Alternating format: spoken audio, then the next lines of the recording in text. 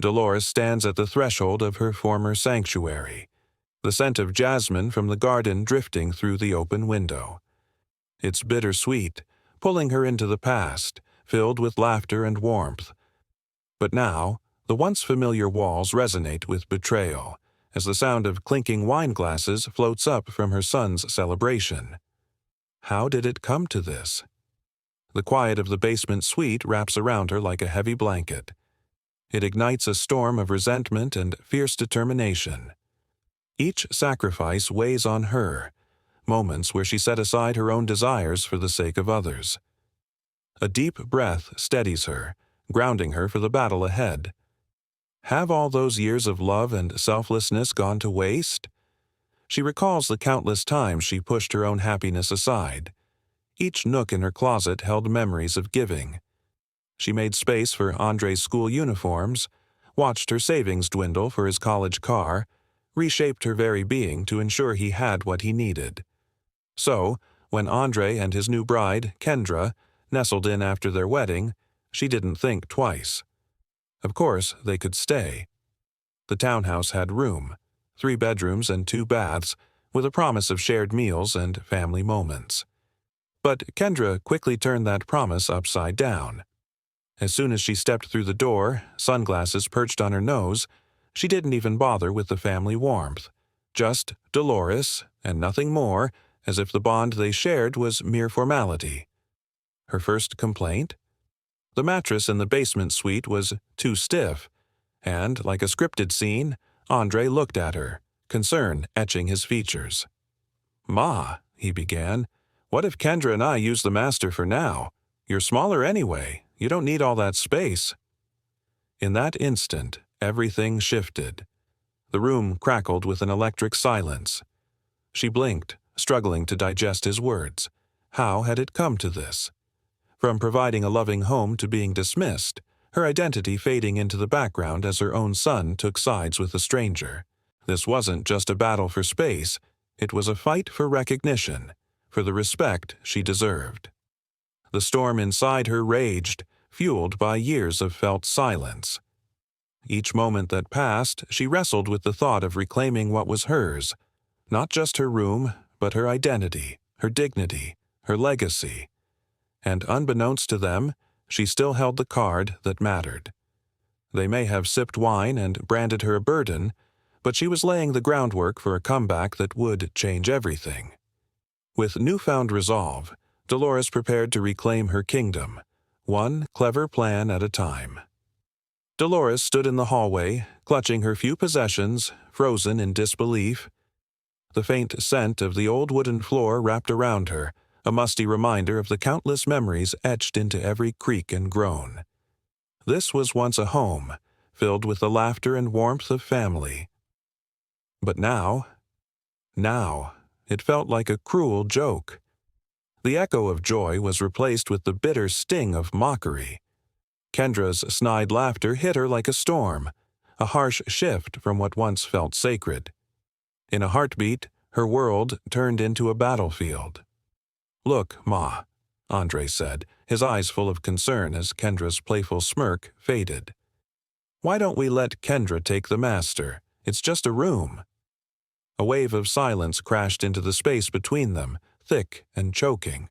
How had it come to this?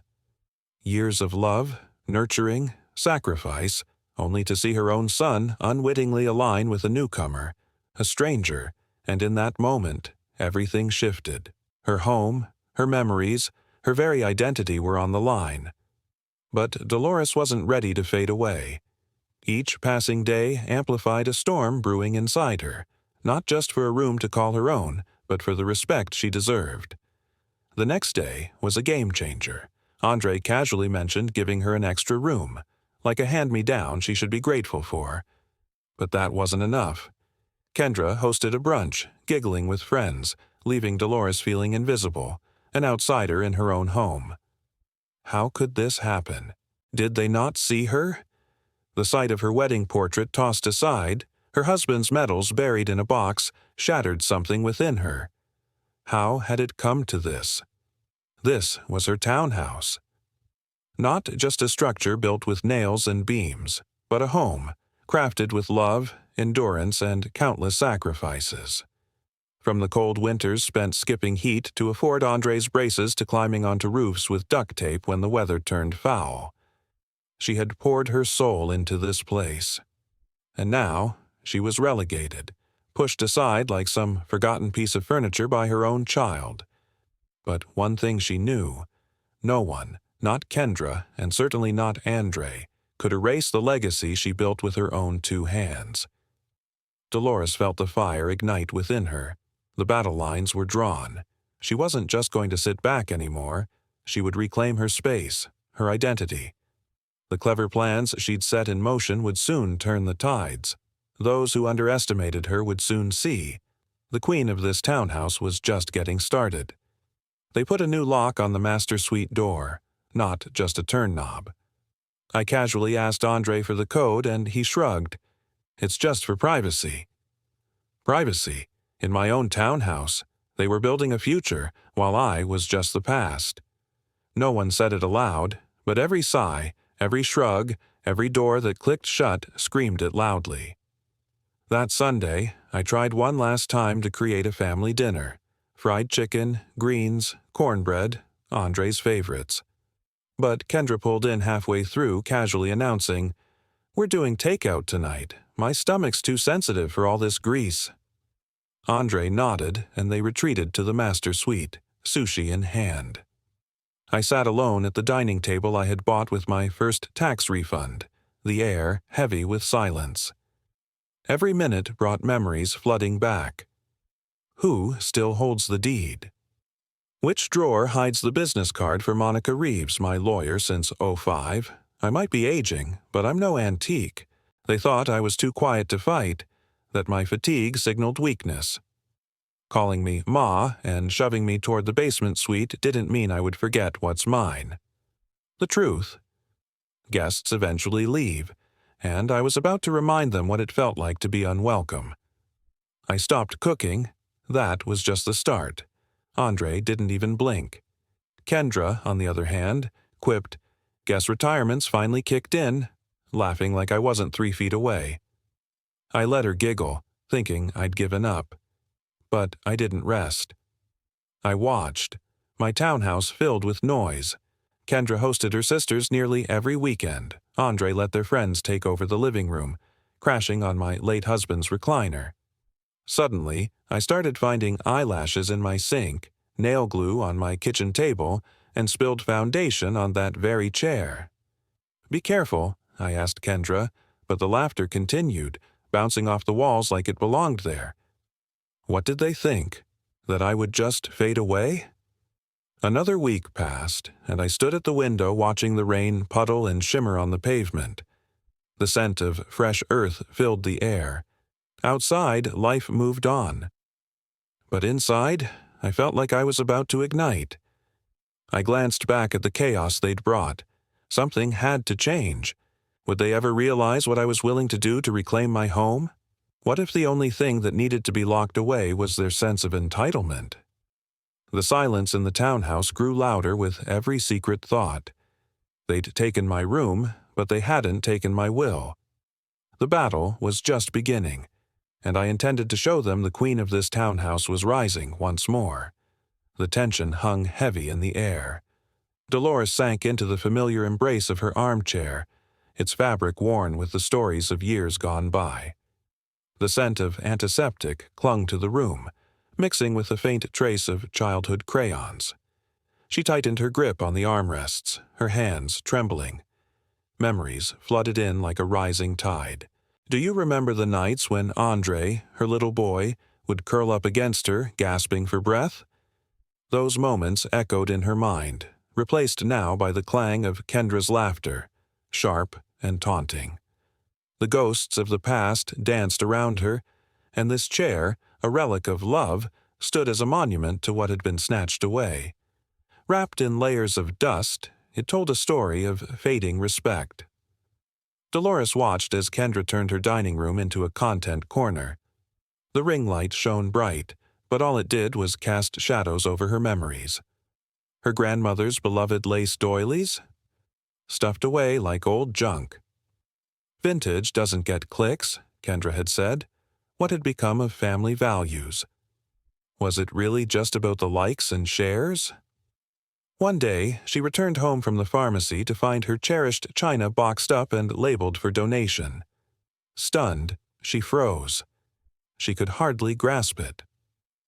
Kendra waltzed in, draped in one of Dolores's scarves, half-empty wine glass in hand, boasting, "It gives me that grown woman vibe." Dolores simply picked up one of the boxes, her heart heavy. Her new room, the basement suite, was a far cry from the master bathroom she desperately needed. Kneeling before a closed door, the ache in her knees screamed for relief. When Kendra cracked it open, that dismissive shrug stung more than any word. "We talked about this." Andre echoed his partner's words, barely able to meet her gaze. The door clicked shut, leaving her standing in silence. What would it take to reclaim what was willfully forgotten? As rain began to patter on the pavement outside, the scent of fresh earth filled the air, a soothing contrast to the chaos within. Wasn't it strange how life could move on outside while she felt stifled in her own home? All the laughter that echoed through walls. Did they think she would just fade away, just like that? Dolores felt the embers of resistance stir within her. Her townhouse may have become a playground for their entitlement, but deep down she knew. Her spirit was unyielding. The battle was just beginning. Would they ever learn the depths of her resolve? What if the only thing locked away was their sense of ownership? She'd show them that the queen of this townhouse was about to rise again, and she wasn't done fighting for what was rightfully hers. I stood there, just frozen, a ghost in my own place. Kendra didn't see me. No knocking, no begging, just silence. The next day, I reached out to Monica from the public library. She listened, no questions, just took notes and assured me she'd check out recent sales nearby. "I'll start the partition sale paperwork," she said, her tone calm yet firm. I told her to keep it under wraps. No heads up until the signatures were dry. "Understood," she replied. It was a Tuesday. By Friday, Kendra was waltzing through my yard in those ridiculous heels, casually plotting her little garden. "I think I'll tear out that swing set," she said, as if it was already hers. "Hot tub sounds nice too." I could feel the bitterness curl up in my throat. My childhood memories were just the backdrop for her plans. Who did she think she was? It was like she was already celebrating her takeover. Monica called the next week with good news. Got a buyer, cash offer, no strings attached. They wanted everything wrapped up fast and clean. I told her to go ahead. I gathered all the documents, my deed, the signed agreement, the buyer's offer, and slid them into a manila envelope, tucked it away under my mattress next to my mother's Bible. The one stained with family names and years, stories etched in every corner. I lay low that week, barely spoke a word, just watched as Andre started calling the master suite our suite.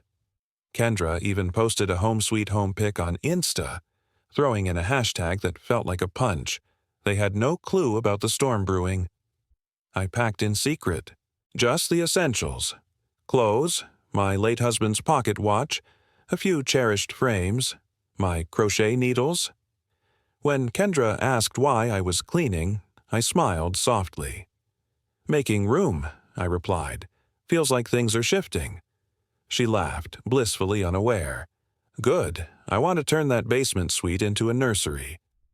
That was it, not because they wanted a baby, but she thought she could build a family here in a home she stole from me. I wouldn't flinch. The fight was far from over. The real battle was just beginning. Would they learn who really held the power? My heart raced with resolve. This queen wasn't going down without a fight. Monica's call pierced the morning stillness. "End of the month," she stated, her voice steady. "I'll bring the papers." The thought of Kendra, decked out and ready to take what wasn't hers, twisted in my gut. "I want the sheriff to drop the notice on a Sunday," I instructed. Her surprised silence was palpable over the line. "You sure?" she asked. "I want them dressed. I want her lashes on. I want him holding that damn mimosa when it hits." A pause lingered, thick with anticipation. "It's done," she finally said, and I hung up. I perched on the edge of the guest bed, the cold, unwelcome space they thought would confine me. But I felt warmth bloom inside. They locked me in a room, but I still held the key.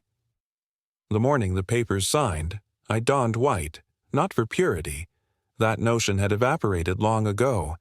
I wanted to embody a disruptive peace, one that unsettles those who know they've wronged you. When Monica arrived, her heels clicked on the porch like the tolling of a bell, echoing down the hallway. She entered with a folder cradled under her arm, a confident smile poised on her lips. "Are you ready?" she asked, taking a seat across from me at the kitchen table. The table I'd once been forbidden to touch because Kendra insisted on polishing it for her Instagram-worthy moments. I nodded. "Cash buyer, no strings attached," I said, the words steadying me. "No inspection delays, titles clean, taxes current." I was the sole deed holder. Andre and Kendra had no legal grounds to stall, and I wanted them served on Sunday, mid-morning. Monica met my gaze with unwavering confidence. "I've already booked the sheriff." That night, I sank into a sleep deeper than I'd known in weeks. No creaking doors, no murmurs drifting through the basement suite, no Kendra trampling around in my slippers. Just silence, the kind that settles in after a decision is made, with only execution left. Saturday slipped by, a countdown ticking louder in my mind. I peeked through the curtain, watching Andre wash his car, oblivious to the storm brewing. Kendra was out on the porch, filming some nonsense about manifesting blessings as if the universe owed her something. But none of it mattered. They had no clue what was coming. As I waited, tension coiled tighter, the scent of impending change heavy in the air. What would happen when the truth finally unfolded? Just as I prepared to voice my next move, a loud crash echoed from the back, shattering my moment of calm. What had I lost now? You won't believe the twist in this story. Dolores didn't say a word, but the tension simmered as she made cornbread and tended to her roses. Sunday morning felt heavy, each sip of tea reminding her that change was at her door. And then it came, a firm knock that echoed through the townhouse demanding attention. Monica and the deputy stood tall, sharp and unwavering. Andre, barely awake in his sweatpants, opened the door. The moment he saw the envelope, his expression shifted to sheer disbelief. "What's this?" he asked, eyes widening as reality sank in. Dolores took another sip, steady as the storm brewed. "This property has been legally sold." "You have 30 days to vacate," Monica declared, her voice slicing through the tension. Kendra appeared behind him, wrapped in her robe, phone in hand, confusion written all over her face. "You can't do this," Andre shot back, desperation lacing his tone. "No," Dolores corrected him, her voice calm yet firm. "You stayed here. This was my home before it became your playground." The memories of Kendra swanning around in her things came flooding back. "You turned my master suite into your little kingdom, thinking I'd just fade away in the basement suite." Kendra sputtered. "You're throwing your own son out after everything we've done for you." Dolores set her tea down, her heart steadying. "You boxed up my life," she said, her gaze unwavering. "You wore my robe and thought I'd stay quiet." The tension crackled as the deputy stepped in, enunciating the reality. "You have 30 days to vacate. After that, we'll take further action." Andre stood there, confusion mingling with fear, a little boy realizing his mother wasn't saving him this time. Dolores met his gaze, letting the disappointment break free. "I believed in you," she whispered. "That was my mistake." Silence fell as they stood frozen, brunch guests milling about, unsure whether to intervene or retreat. Kendra slammed the door behind her, Andre trailing behind. What would happen when the echo of their actions finally caught up with them? did they truly understand the weight of their decisions? With heart pounding, Dolores turned to reclaim her space, knowing the battle was only just beginning. But as she gathered herself, the tranquil moment shattered with a loud crash from the back. What had she lost now? The stakes couldn't have been higher. Monica and I lingered on the lawn, soaking in the moment. Neighbors peeked through their curtains, pretending not to hear the showdown. "You okay?" he asked, concern etched on his face. I nodded, a weight lifting. Better than I've been in years. Later, we drove to the bank and finalized a hefty check. No smile creased my lips as I signed. It was just a number. The smile came when I handed Monica a folded paper. "What's this?" she asked, her eyebrows raised. "A listing for a 2-master suite condo, just across town." The place was close to the senior center and a brief walk from the park. "You want to buy this in cash?" she questioned, already pulling out her phone. I watched her nod, calling the realtor with excitement. Within a week, it was mine. Sure, it wasn't spacious, but it felt like freedom. Fresh paint glinted off the clean windows. There was a quiet porch, just big enough for 2 rocking chairs and a potted lemon tree. I didn't tell Andre where I'd gone. His call came like clockwork. "You went too far. Ma, I blocked him." Kendra chimed in on Facebook, labeling me toxic and ungrateful. I promptly reported her message for harassment. Then there was Tyler. My granddaughter showed up one Sunday at church, her backpack flapping and those big brown eyes sparkling. She hugged me tight for what felt like an eternity. "Can I visit?" she ventured shyly. "Baby, you can stay as long as you want." That night we cooked greens and spun old jazz records, her laughter weaving through my cozy new home. We arranged my photo albums together while she babbled about school. I poured her a cup of tea, relishing the warmth growing in my heart. As evening fell, I stood on my new porch, tea in hand, gazing at the sunset spilling hues over the hills. No ring lights, no thudding heels, just the serene silence I had longed for. This peace wasn't bought with money but with resilience, restraint, and one critical signature. I didn't just sell the townhouse. I shattered the illusion that Andre and Kendra could ever control me. The thing about people like them, they think they can't lose. Not really. As the last light faded, I savored the truth. Reclaiming my space meant finally embracing my identity. They often think they're smarter, more charming, and more connected than everyone else. They flash those fake smiles, drenched in disrespect, and call it boundaries. Their soft voices, dripping with feigned concern, turn into whispers of manipulation. But when the universe finally flips the script and someone outsmarts their game, they collapse like flimsy paper. The eviction notice shattered their universe, and the energy in the townhouse shifted overnight. Silence filled the air. Kendra traded in her loud music for echoes of defeat. No more girls' nights. No cocktail glasses cluttering the counter like trophies. Just raw, bitter tension that swirled around us like an impending storm. They ghosted me completely, which suited me just fine. I'd moved on in every way but the physical. Every morning, I brewed my coffee, opened my Bible, and gazed out at my roses. They were blooming again, bright pink and defiant, as if they had a message to share. Meanwhile, Kendra had morphed into a ball of anxiety. She paced endlessly, glued to her phone, trashing me to her sisters. I caught snippets of her breakdowns through the wall. "I don't want to go back to renting.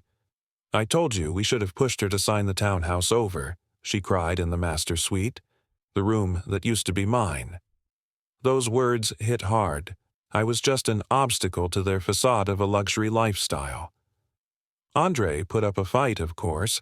He thought he could bully my realtor with threats, but she fired back with 3 simple words. "Too late, legally." That was his wake-up call. He drifted around the townhouse like a shadow, realizing he was just a guest in the home he tried to seize. 2 weeks before the deadline, he knocked on my door, the door to my master suite. I let him stew for a moment, wanting him to feel the weight of his arrogance. When I finally opened it, he was a mess. Bloodshot eyes, unkempt hair, and a voice that trembled slightly. "Can we talk?" he pleaded. I stepped into the hallway, closing the door behind me, sealing off the chaos. "I didn't mean for it to go this far," he started, and I could see all the regret swarming behind his eyes. But here's the thing. Desperation could never take away my fight.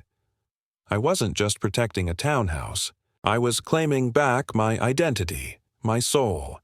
Every petal on my roses spoke of resilience, of the promise I made to myself long ago, a promise of strength, autonomy, and an unwavering spirit. As I locked eyes with him, I felt that promise thrum like a heartbeat, loud and clear. It was my reality now, and I wasn't going anywhere. "Just needed time to sort things out," he muttered. I stared him down. "You locked me in the basement suite, Andre." "Not me. You slapped a keypad on my door like I should thank you for it." He sighed. "Kendra pushed that. Not me." I crossed my arms. "You let her.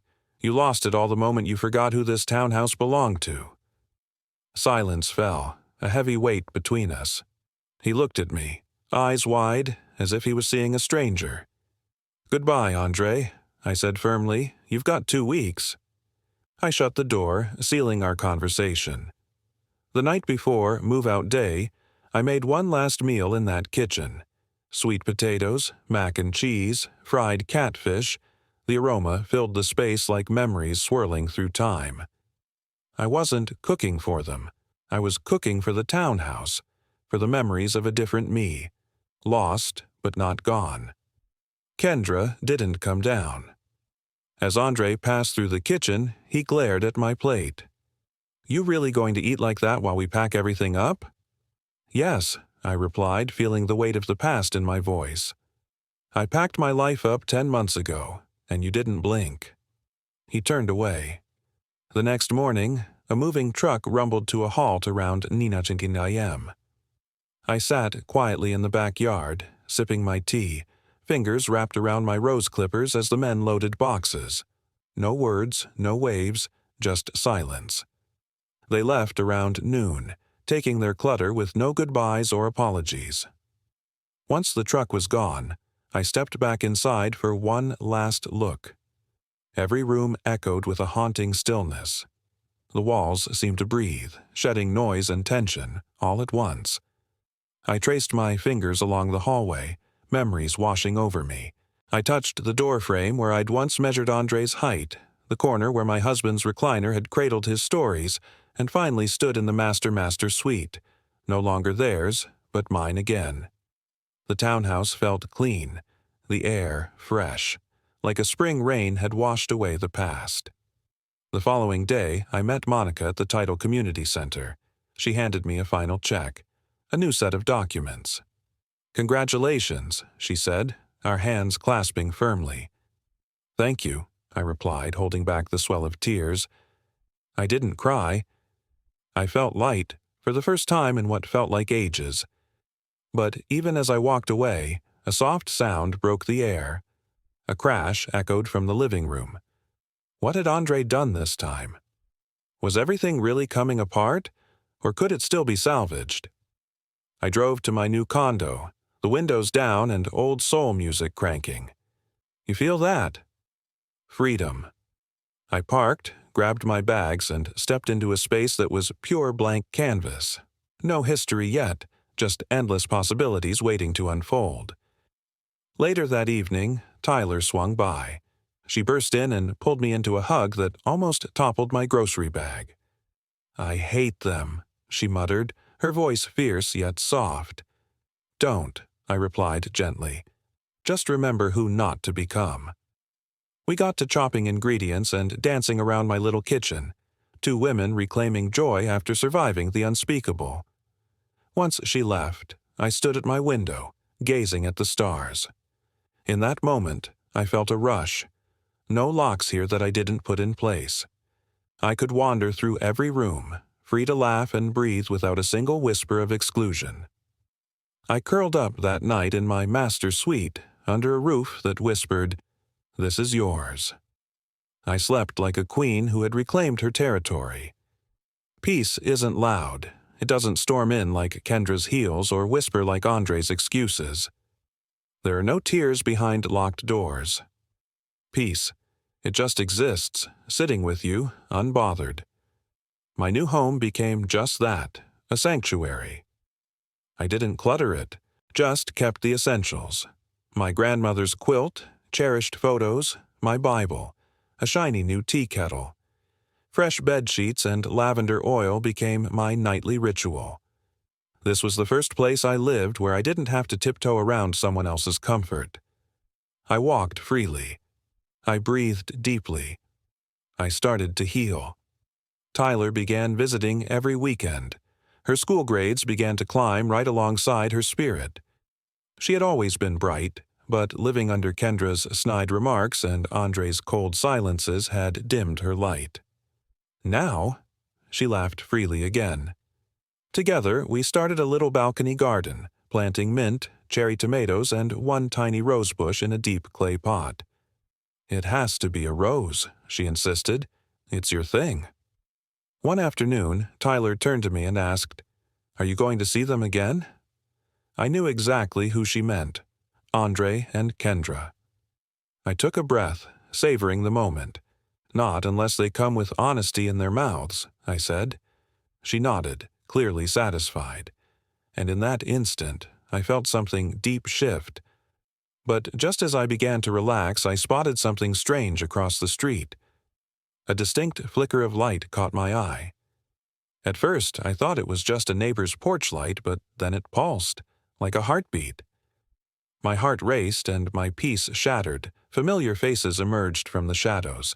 Friends from my past, the ones I thought I'd left behind. They were gathered beneath the street lamp, whispering my name. Their presence drew me into an emotional storm, a battle between who I used to be and who I fought to become. What was I going to do? Could I stand my ground, or would I be pulled back into the chaos? As the wind rustled through the leaves, I realized I was standing at a crossroads, one that could redefine my journey once again. I started doing things for myself again. Went back to church, volunteered once a week at the community center, helped organize an estate planning workshop for women over 60. I saw too many faces in that room that looked like mine. Women who'd been pushed out, written off, robbed by the very people they raised. They didn't cry during my talk. They nodded because they knew. They knew what it meant to be used up and silenced with gratitude. They knew what it meant to be told, "You should be lucky we're even helping." They knew what it meant to sacrifice for children who turned into strangers with shared DNA. After my talk, one woman hugged me and said, "You gave me permission to protect what's mine." That hit deep because for too long, we're told to be humble, to give and give and give, and when there's nothing left, to pretend that's still love. But love without respect is just manipulation dressed up in flowers. A month after the sale, I got a letter in the mail. No return address. I opened it slowly, already guessing. It was from Andre. One page, his handwriting a little shaky. Read May. "I don't expect you to forgive me. I just wanted to say I'm sorry. I got caught up trying to prove something and I lost myself. Kendra and I split. She said something she can't take back. I know I let you down. I know I hurt you. I miss you, Andre." I folded the letter and placed it in the drawer next to my charger. I didn't cry. I didn't smile either. Some wounds don't bleed anymore, but they still ache in the cold. A week later, I received another envelope, this one from Monica. It was the final copy of the sale paperwork along with the closing balance. She'd also included something else, a brochure for a women's housing fund being launched at the community center. A sticky note attached read, "You inspired this.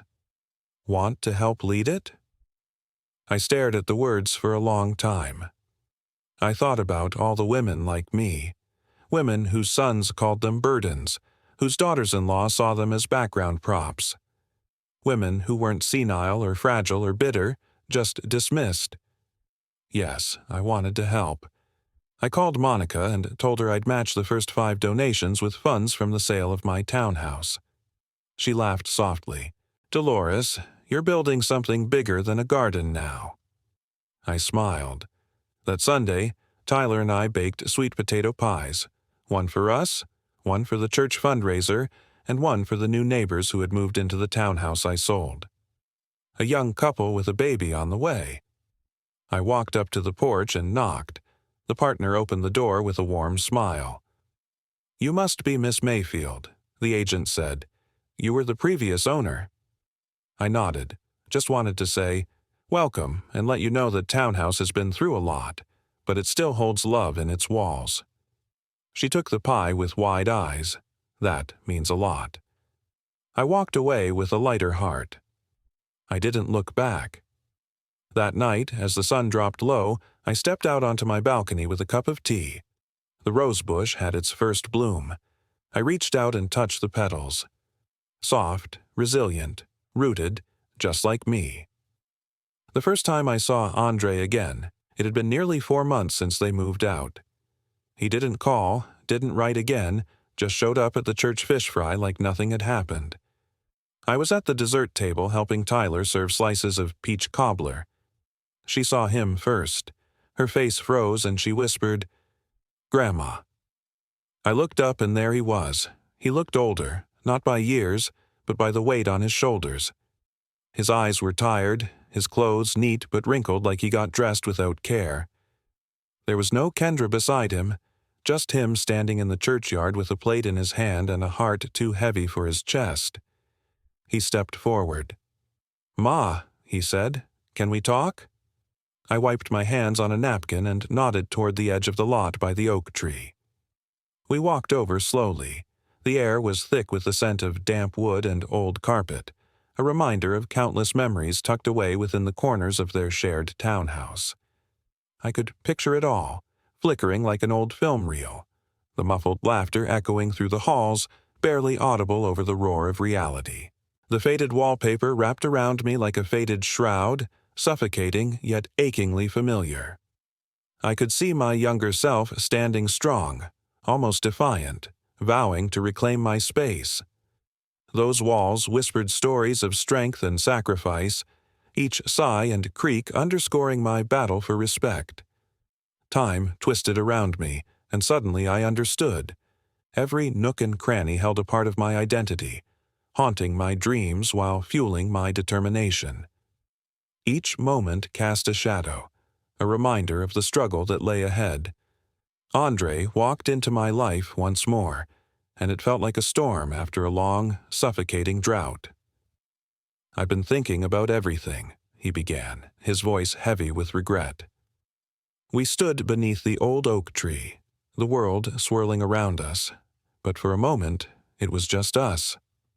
"Don't try to apologize," I shot back, cutting through his rehearsed lines with the truth. "You handled your mother like a piece of furniture." He swallowed hard, the weight of my words landing squarely on his shoulders. "I lost everything," he admitted, eyes downcast. "No," I countered, my voice steady. "You lost me." The air became electric, charged with our unspoken history. I watched the tears glisten in his eyes, and I wasn't ready to forgive. Not yet. But there was a flicker of hope in the shadows. "Maybe, just maybe," I whispered.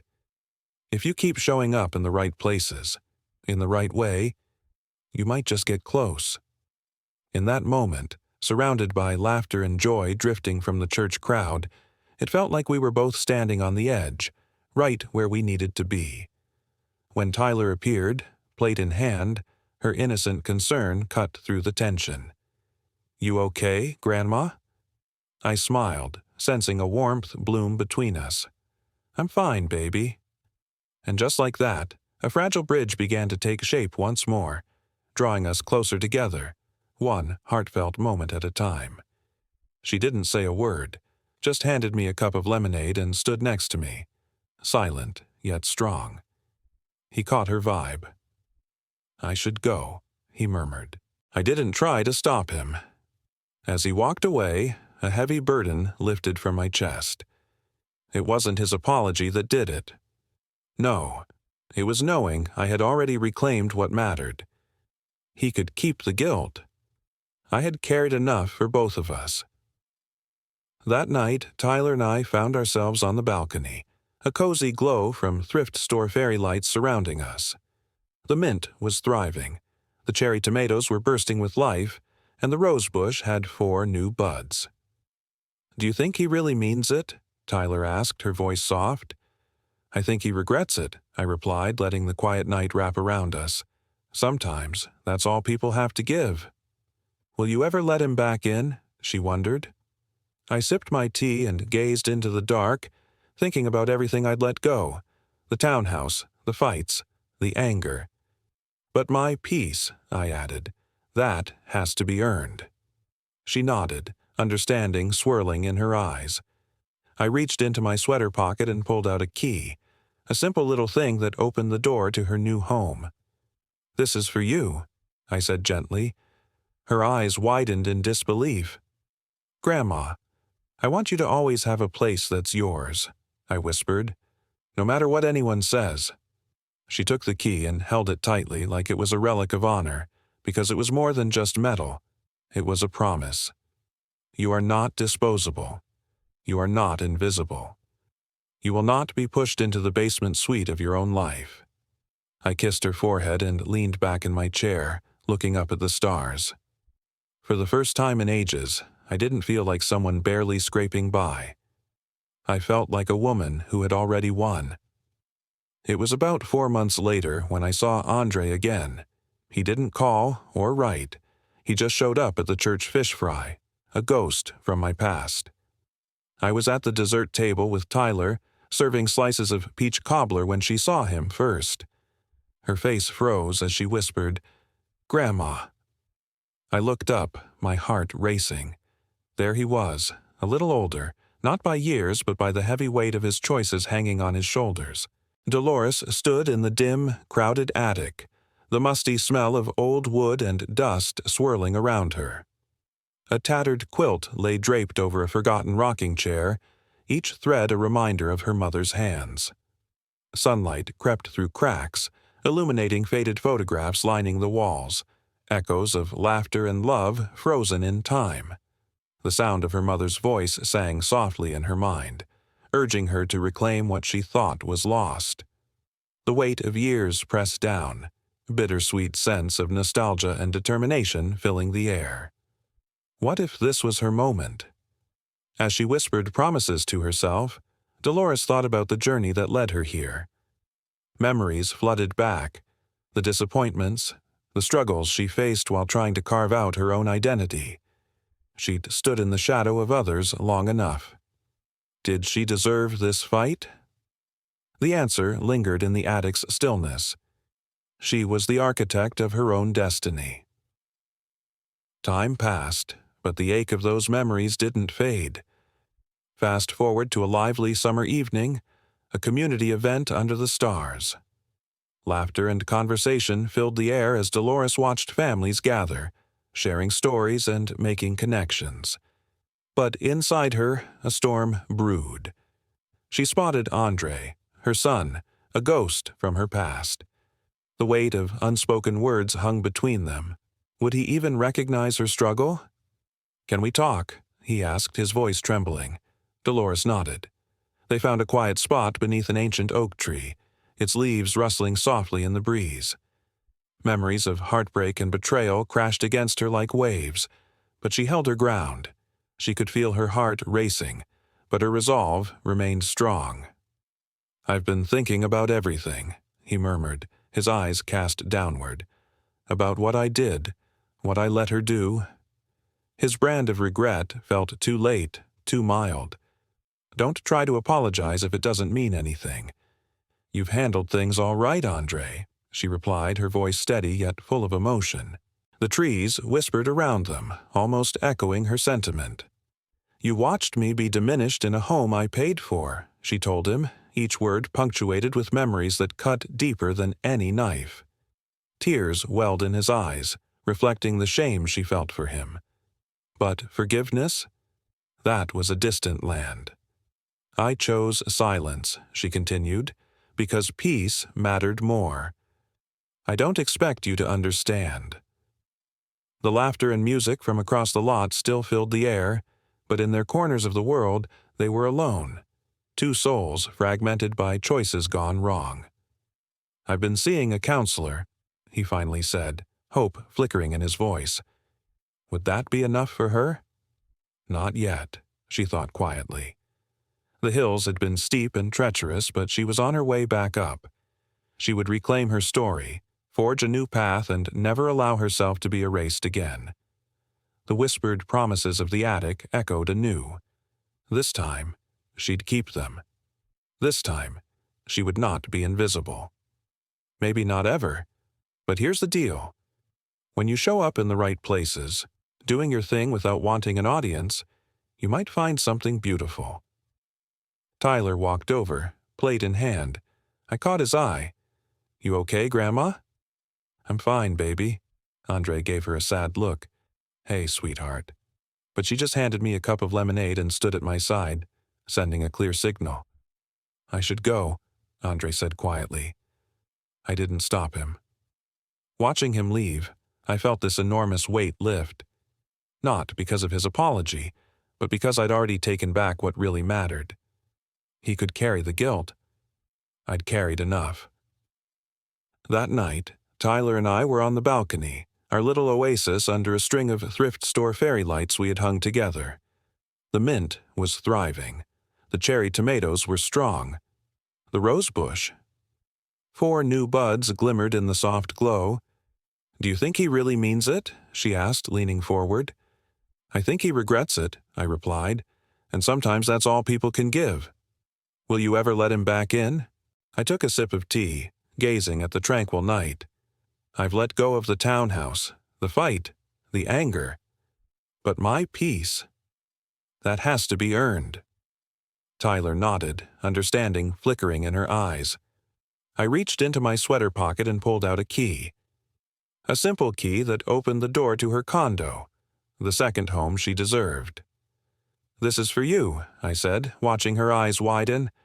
"Grandma, I want you to always have a place that's yours," I emphasized, "no matter what anyone else says." She took the key and held it tight like it was the world, because it truly was. Not just metal, not just an entrance. It carried a message. You are not disposable. You are not invisible. You will not be shunted to the basement suite of your own life. I kissed her forehead, leaned back in my chair, and looked up at the stars above. For the first time in ages, I didn't feel like a woman fighting to survive. I felt like a woman thriving, reclaiming her place in this vast, beautiful chaos we call life